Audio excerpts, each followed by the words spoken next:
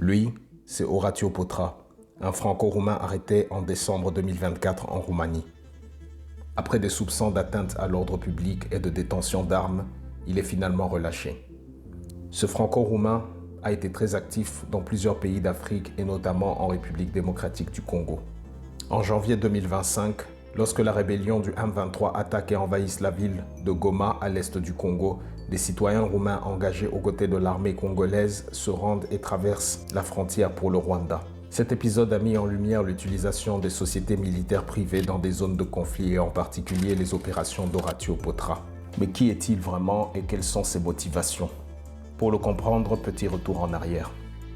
Horatio Potra naît en Roumanie en 1970. À l'âge de 22 ans, il rejoint la Légion française où il y restera 5 ans. Lorsqu'il quitte la Légion, il entre dans le secteur privé et sera pendant 4 ans en charge de la sécurité de l'émir du Qatar, Hamad bin Khalifa.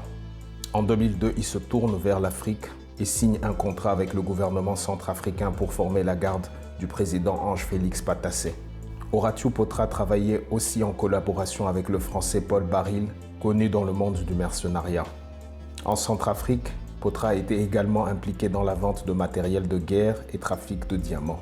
Mais il quitte la Centrafrique en 2003 après la chute du président Ange-Félix Patassé.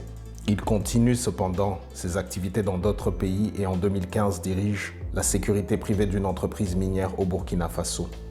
Il retourne à nouveau en Centrafrique en 2016, mais cette fois, il a pour mission de former la garde du président Faustin Archange Touadéra. Mais à partir de 2022, Potra se retrouve en RDC. Les rebelles du M23 attaquent la ville frontière de Bunagana à l'est du pays. Potra va apporter ses services et sous couvert de la société Congo Protection, il signe un contrat avec l'État congolais pour former et appuyer l'armée congolaise, mais aussi protéger certains accès et sites sensibles de la ville de Goma. Potra fera venir d'anciens militaires roumains avec lui.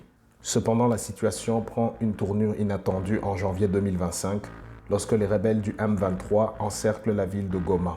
Le personnel roumain se réfugie d'abord dans la base des troupes de maintien de la paix, et lorsque Goma est entièrement prise par les rebelles, ils traversent la frontière pour se réfugier au Rwanda avant d'être rapatriés vers la Roumanie. Après la chute de Goma, plusieurs observateurs se sont interrogés sur l'efficacité de l'utilisation des SNP dans des zones de conflit, mais aussi les sommes colossales dépensées pour le personnel venu de Roumanie. Une chose est sûre, Horatio Potra continuera ses activités et réapparaîtra certainement dans d'autres pays d'Afrique.